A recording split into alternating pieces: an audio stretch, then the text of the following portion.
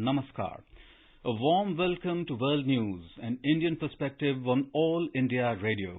This is Nishit Kumar bringing glimpses of major developments of the day from across the globe. The headlines. Mahatma Gandhi remembered across the globe on his 151st birth anniversary and the International Day of Non-Violence. India reiterates its commitment to full and effective implementation of Beijing Declaration and Platform for Action at the United Nations. US President Donald Trump and his wife test positive for COVID-19 and quarantined. Armenia says it will engage with global powers for a ceasefire in disputed Nagorno-Karabakh. Lebanon and Israel agree on talks for demarcation of land and maritime boundaries between the two nations. And EU agreed to impose sanctions on Belarus officials over falsifying presidential election results and crack down on peaceful protesters. International Day of Nonviolence is being celebrated today. It is observed on the 2nd of October, the birthday of Mahatma Gandhi, apostle of peace and nonviolence and the man who led the freedom movement of India. Global community remembered him on this occasion. We begin with the favorite bhajan of Bapu.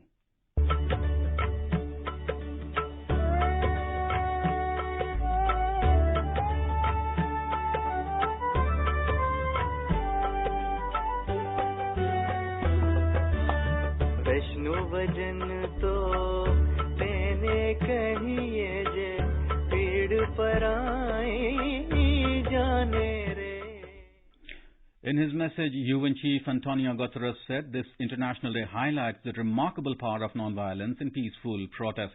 He said it is also a timely reminder to strive to uphold the values that Mahatma Gandhi lived by, the promotion of dignity, equal protection for all and communities living together in peace. Mr. Guterres called for a global ceasefire to ease suffering and create space for negotiation towards peace. In marking the birthday of Mahatma Gandhi, this International Day highlights the remarkable power of non-violence and peaceful protest. It is also a timely reminder to strive to uphold values that Gandhi lived by, the promotion of dignity, equal protection for all, and communities living together in peace. On this year's observance, we have a special duty: stop the fighting to focus on our common enemy, COVID-19. As the pandemic took hold, I called for a global ceasefire. Today we need a new push by the international community to make this a reality by the end of this year. Let us be inspired by the spirit of Gandhi and the enduring principles of the UN Charter. Paying tributes to Mahatma Gandhi on his birth anniversary, Prime Minister of India Narendra Modi in a tweet said, "There is much to learn from Mahatma Gandhi's life and noble thoughts." Mr. Modi hoped that Gandhiji's ideals will keep guiding India in creating a prosperous and compassionate nation. मुझे विश्वास है कि गांधी जी का दिखाया ये रास्ता बेहतर विश्व के निर्माण में प्रेरक सिद्ध होगा. मैं समझता हूं कि जब तक मानवता के साथ गांधी जी के विचारों का ये प्रवाह बना रहे, तब तक गांधी जी की प्रेरणा और प्रासंगिकता भी हमारे बीच बनी रहेगी. India has reiterated its commitment to full and effective implementation of the Beijing Declaration and Platform for Action at the 75th session of the UN General Assembly. At the UN meeting on 25th year of the 4th World Conference on Women, Indian Minister for Women and Child Development Smriti Irani said India recognizes the centrality of gender equality and women's empowerment in its developmental agenda. She said that India has moved from the paradigm of women's development to women-led development. In India, we recognize the centrality of gender equality and women's empowerment in all aspects of our developmental agenda. We are now focused on inclusive growth and deep reforms that together are bringing about transformational changes. Heralding these changes under the leadership of our visionary Prime Minister, Shri Narendra Modi, we have moved from a paradigm of women's development to women-led development. In his opening remarks, Secretary General of the United Nations Antonio Guterres said women's full human rights and freedoms are fundamental to peace and prosperity on a healthy planet.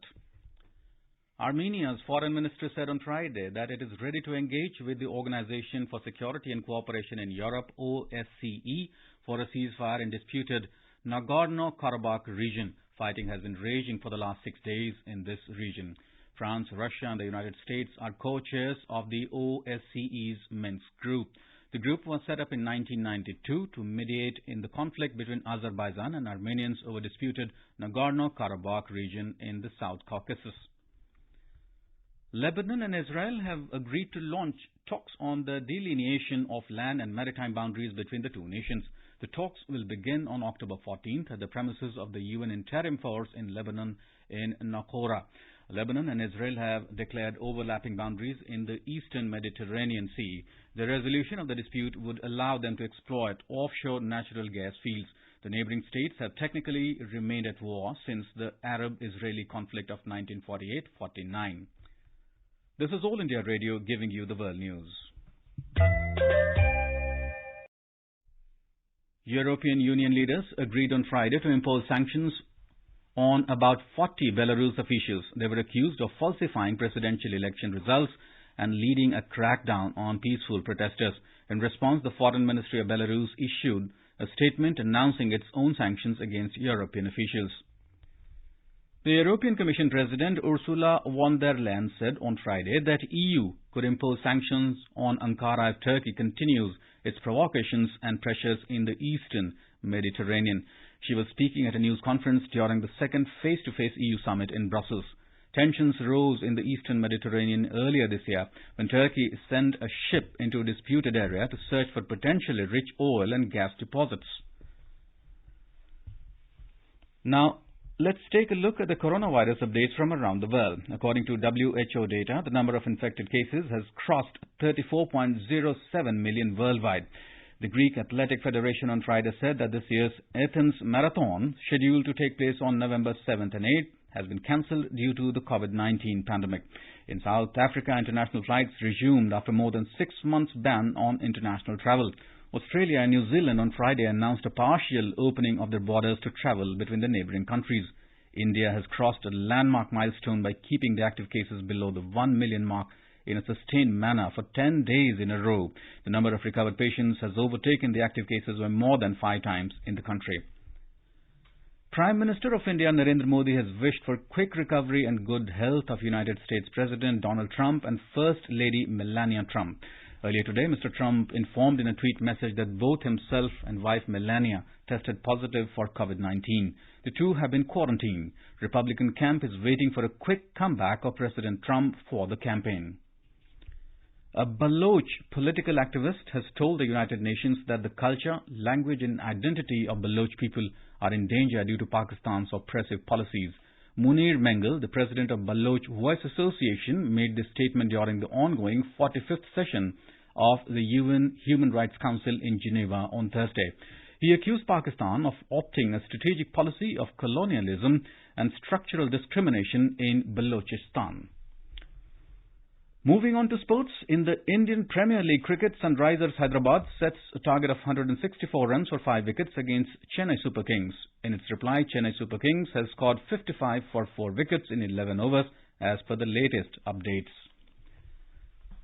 The second edition of Indian and Bangladesh Navy bilateral exercise Bongo Sagar is scheduled to commence in northern Bay of Bengal on the 3rd of October.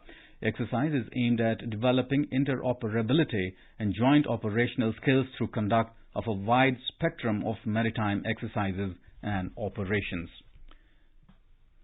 India is celebrating the 151st birth anniversary of Mahatma Gandhi. Before we end, let us listen to Vaishnav Jan by artists from Oman.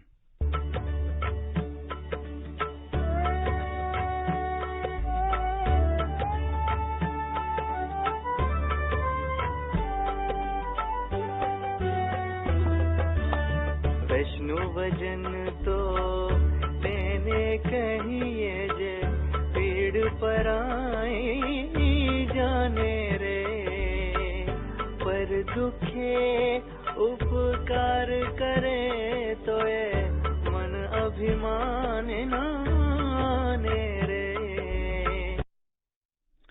And with that we end this bulletin. See you at the same time tomorrow with the next edition of World News.